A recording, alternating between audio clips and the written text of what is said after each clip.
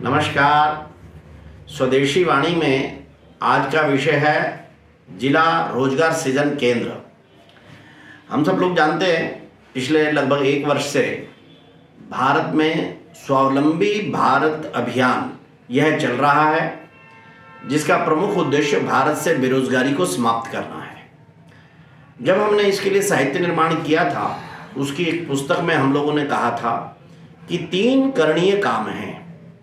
जो भी रोजगार सृजन करने वाले पहले से चल रहे प्रकल्प हैं, उन प्रकल्पों को सहयोग समर्थन देना, ये पहला काम है। दूसरा है रोजगार सृजन केंद्रों का निर्माण सारे देश भर में, और तीसरा है मानसिकता परिवर्तन के लिए आवश्यक जन जागरण। इसमें पहला कार्य तो शुरू हो ही गया। अब दूसरा कार्य चल रहा है जिला रोजगार सृजन केंद्रों का निर्माण। ये क्या कल्पना है, इसको जरा समझना चाहिए। भारत में इस समय पर लगभग 750 जिले हैं।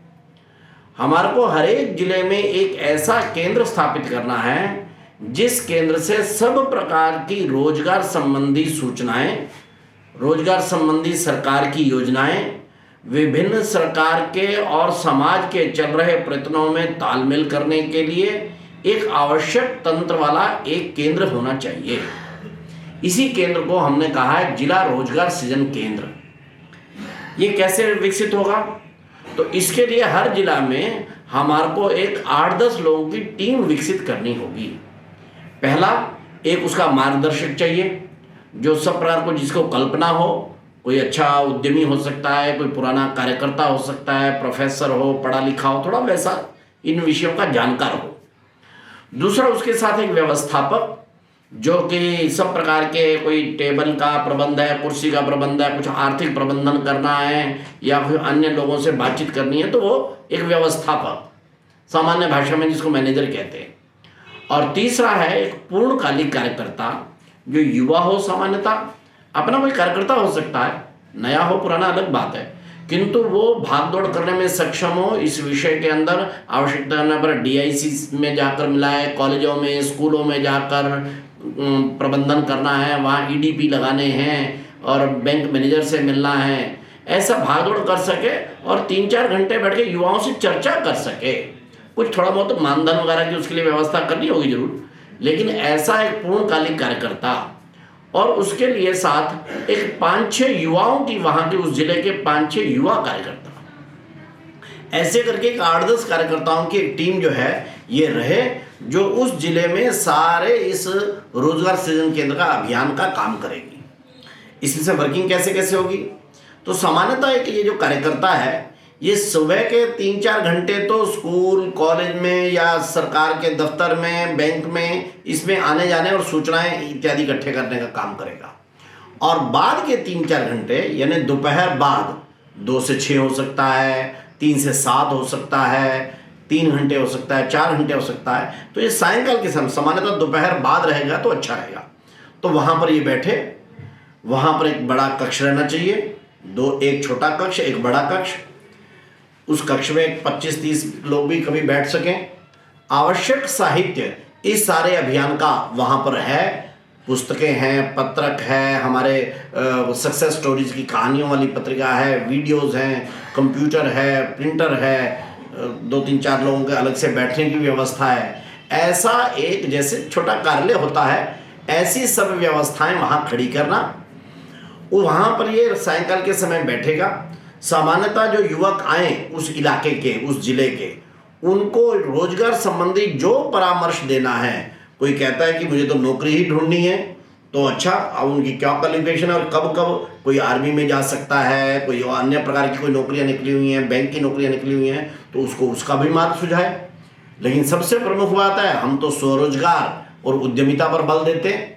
तो उसको उद्यमिता और स्वरोजगार के क्या क्या तरीके हो सकते हैं, क्या करने से उसको फायदा हो सकता है, सरकार की कौन कौन सी योजनाएं हैं जिनमें सब्सिडी मिलती है, सरकार की योजनाएं कौन कौन सी हैं जहां से लोन मिल सकता है, कितने उस पर उसको किस प्रकार का लोन मिल सकता है, किस योजना में से उसको लाभ होगा, ऐसी सरकार की सब प्रकार की योजनाओं की जानकारी भी वहां उपलब्ध कराई जाए। कुछ जो सक्सेसफुल एंटरप्रेन्योर्स हैं उनका इसका लिंक है, तो उनके साथ परामर्श करने के लिए भेजा जा सकता है। मानो किसी ने कहा भी मैं तो आटे की चक्की लगाना चाहता हूँ, तो इसको मालूम है कि ये 3 हमारे यहाँ पर इस जिले में सक्सेसफुल आटा चक्की लगाने वाले लोग हैं, ये इनको बातचीत करके इनसे बातचीत करा देगा भाई ये चीज़ें करने पर जरा ठीक ठाक आ जाएगा। आवश्यकता पड़ने पर वो प्रोजेक्ट रिपोर्ट बनाता है, तो माई SBA में हमारे यहाँ पर चीज़ें उपलब्ध होती हैं या अन्य हमारे प्रांत केंद्र पर उपलब्ध रहती हैं, तो वहाँ से उसकी प्रोजेक्ट रिपोर्ट कौन बना सकता है या कैसे वो कर सकता है, इसकी उसको सहायता करवा दे। आवश्यकता पड़ने पर कहीं ऐसा संभव है कि वहाँ फ़ोन करवाने पर इसका काम बन सकता है, वो इसका करवा दे। इस प्रकार का एक हेल्पिंग डेस्क, सब प्रकार की सूचनाओं का एक केंद्र वाला स्थान, ये विकसित करना यानी जिला रोजगार सृजन केंद्र का निर्माण करना है।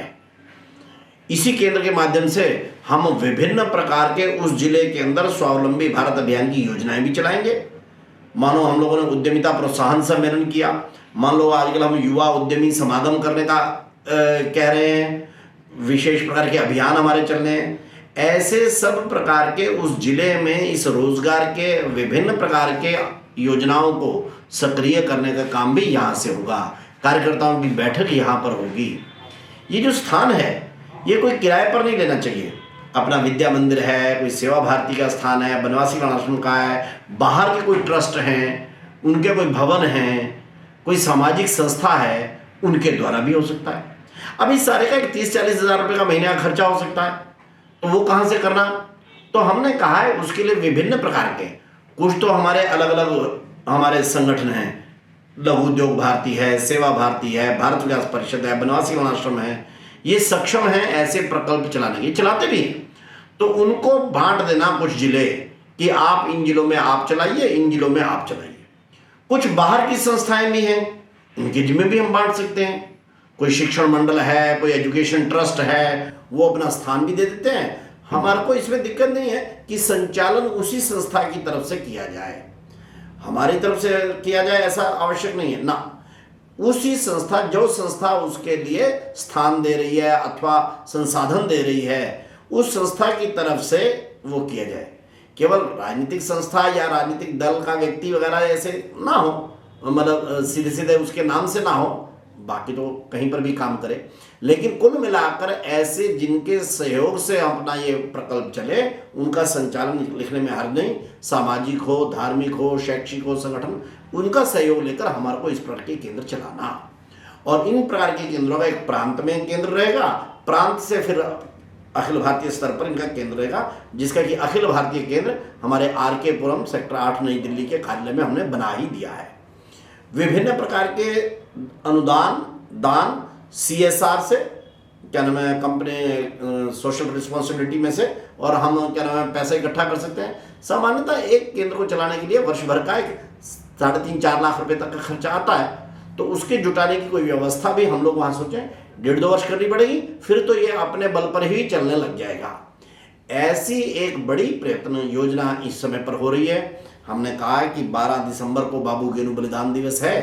इस बाबू गेनू बलिदान दिवस को निमित्त बनाकर हम स्वदेशी उद्यमिता दिवस मनाएं, और उस दिन जितने अधिक केंद्र खोल सकते हैं उससे पूर्व खोल सकते हैं, अन्यथा दिसंबर अंत तक, और बहुत हुआ 12 जनवरी जब हम युवा दिवस मनाएंगे, उससे पहले पहले तक ये सभी रोजगार सृजन केंद्र खुल जाए, और इन सभी रोजगार सृजन केंद्रों का जो है आगे हम प्रशिक्षण करेंगे। उनमें जो व्यवस्थापक हैं, उनके जो मार्गदर्शक हैं, उनके जो पूर्णकालिक हैं, उनका प्रशिक्षण भी प्रांत अनुसार कर सकते हैं जनवरी मास के अंदर।